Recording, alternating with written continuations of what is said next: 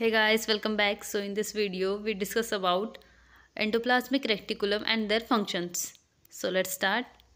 सबसे पहले endoplasmic reticulum की बात करें तो endoplasmic reticulum is the part of the endomembrane system. तो एंडोमेम्ब्रेन सिस्टम क्या होता है? Endomembrane system is a group of membranes and organelles in eukaryotic cells that works together to modify, package and transport lipid and proteins. Endomembrane system एक group है membranes and organelles का, जहाँ पे organelles interconnected होती है और एक दूसरे की हेल्प से ट्रांसपोर्ट करती है, लाइक प्रोटीन या लिपिड हो, इनका ट्रांसपोर्ट करती है फर्दर जहाँ पे उसकी नीड हो।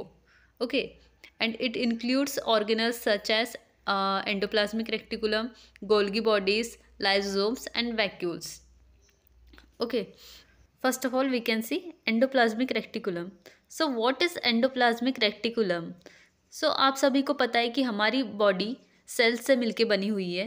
तो सेल का जो साइटोप्लाज्म होता है उसमें बहुत सारे सेल ऑर्गेनल्स प्रेजेंट होते हैं, जैसे mitochondria, Golgi apparatus, lysosomes, vacuoles, ऐसे ऑर्गेनल्स प्रेजेंट होते हैं सेल के साइटोप्लाज्म में, और इनका डिफरेंट डिफरेंट फंक्शन होता है।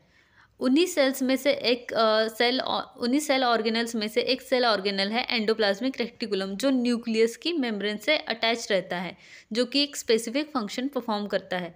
सो एंडोप्लाज्मिक रेटिकुलम को हम ER से डिनोट करते हैं। So what is mean by endoplasmic reticulum? Endo means inside, plasmic means cytoplasm and reticulum means network. So endoplasmic reticulum means network inside the cytoplasm. Cytoplasm means क्या होता है? Cell के अंदर फ्लूइड प्रेजेंट होता है जिसमें सारे सेल ऑर्गेनल्स सस्पेंडेड होते हैं। ओके, ये एंडोप्लाज्मिक रेटिकुलम क्या है? एक नेटवर्क जैसा है। देखो, ये है एंडोप्लाज्मिक रेटिकुलम जो न्यूक्लियस की मेम्ब्रेन से स्टार्ट हुआ है।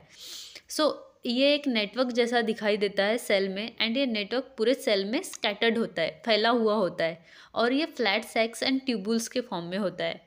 देखो, ये है एक नेटवर्क। सो ये नेटवर्क क्या बना रहा है? फ्लैट सैक्स बना रहा है। फ्लैट मीन्स से दबे हुए हैं।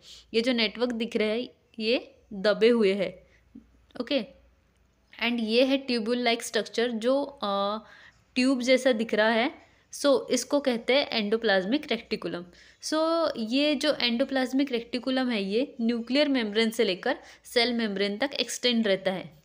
यहाँ देखो, ये है न्यूक्लियर मेम्ब्रेन और ये है सेल मेम्ब्रेन, और ये है एंडोप्लाज्मिक रेटिकुलम जो एक्सटेंड है न्यूक्लियर मेम्ब्रेन से लेकर सेल मेम्ब्रेन तक। Okay, now there are 2 types of endoplasmic reticulum. 2 types के होते हैं, rough endoplasmic reticulum and smooth endoplasmic reticulum. Rough means जो अपीरियंस है एंडोप्लाज्मिक रेटिकुलम की वो रफ दिखती है। स्मूथ मीन्स जो मेम्ब्रेन है एंडोप्लाज्मिक रेटिकुलम की वो स्मूथ दिखती है। अब जो रफ एंडोप्लाज्मिक रेटिकुलम है ये क्या बनाती है? फ्लैटेंड सैक, और इसके ऊपर अटैच्ड होते हैं राइबोसोम्स। देखो, ये जो डॉट डॉट दिख रहे हैं ये है राइबोसोम्स, जो कि एंडोप्लाज्मिक रेटिकुलम के ऊपर अटैच्ड है। राइबोसोम्स जो है इन्हें हम प्रोटीन फैक्ट्री भी बोलते हैं, कि प्रोटीन की सिंथेसिस करते हैं, प्रोटीन का सिंथेसिस करते हैं ये। सो राइबोसोम्स अटैच्ड होते हैं रफ एंडोप्लाज्मिक रेटिकुलम के ऊपर, इसीलिए इसकी जो अपीरियंस है वो रफ दिखती है, इसीलिए इसे हम बोलते हैं रफ एंडोप्लाज्मिक रेटिकुलम। और जो स्मूथ एंडोप्लाज्मिक रेटिकुलम है ये है स्मूथ एंडोप्लाज्मिक रेटिकुलम, जो कि ट्यूबुल्स से बनता है मेनली। इसके ऊपर राइबोसोम्स अटैच नहीं होते, इसीलिए इसकी जो मेम्ब्रेन है वो स्मूथ दिखती है, इसीलिए इसे हम बोलते हैं smooth endoplasmic reticulum. Okay, now endoplasmic reticulum 3 form में होता है। फर्स्ट इज सिस्टर्नी और lamellar form, second is vesicles और vesicular form, and third is tubular form. So cisternal and lamellar form क्या होता है? Long, flattened and unbranched unit arranged in a sacs. So ये है सिस्टर्नी। इसको cisternae क्यों बोला है? क्योंकि ये लॉन्ग है, फ्लैट है एंड अनब्रांच्ड है।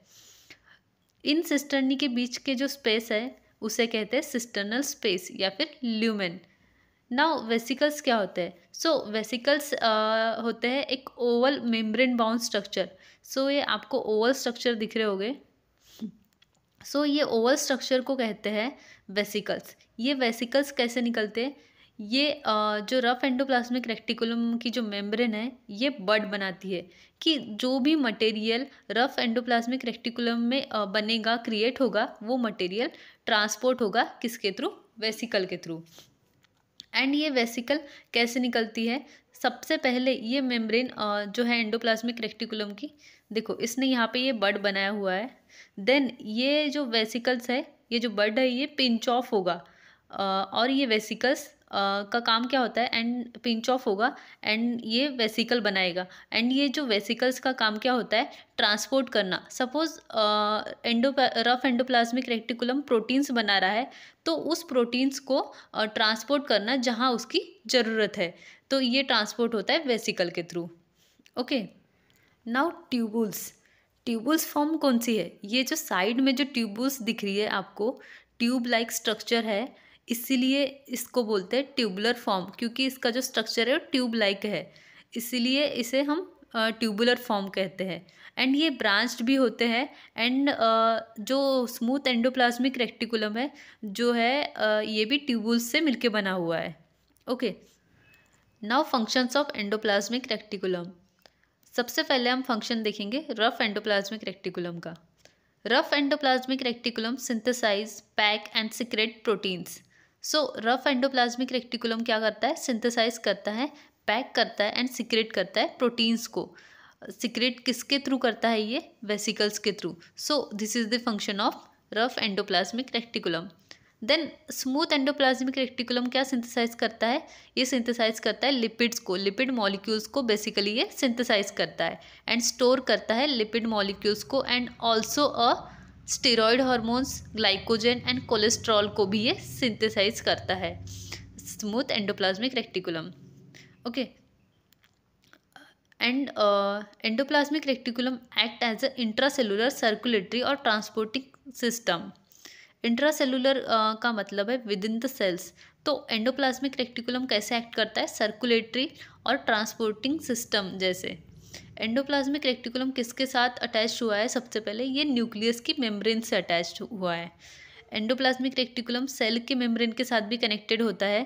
एंड स्मूथ एंड जो रफ एंडोप्लाज्मिक रेक्टिकुलम है ये भी इंटरकनेक्टेड होते हैं। देन एंडोप्लाज्मिक रेक्टिकुलम से वेसिकल्स निकलती है और ये वेसिकल्स क्या करती है? सब्सटेंस को पास करती है from one cell to another cell. जैसे कि ये किसके पास लेकर जाती है सब्सटेंस को?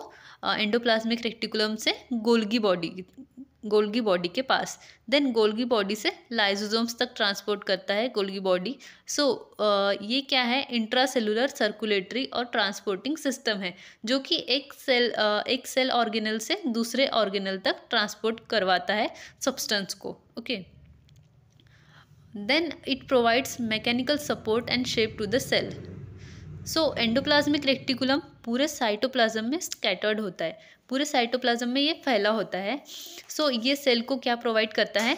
मैकेनिकल सपोर्ट प्रोवाइड करता है, डिफरेंट ऑर्गेनल को उनकी जगह पे रखता है, होल्ड करके रखता है। So endoplasmic reticulum mechanical support and shape provide करता है सेल को। Then it contains many enzymes. So endoplasmic reticulum के ऊपर बहुत सारे एंजाइम्स प्रेजेंट होते हैं जो कि स्पेसिफिक एक्टिविटी परफॉर्म करते हैं, जैसे कि प्रोटीन की सिंथेसिस, लिपिड की सिंथेसिस में ये जो एंजाइम्स है ये हेल्प करते हैं। Then it is a site of biogenesis of cellular membrane. So cell की जो मेम्ब्रेन है या फिर सेल ऑर्गेनल्स की जो मेम्ब्रेन है उनकी फॉर्मेशन में हेल्प करता है कौन? Endoplasmic reticulum. Biogenesis means formation. Okay,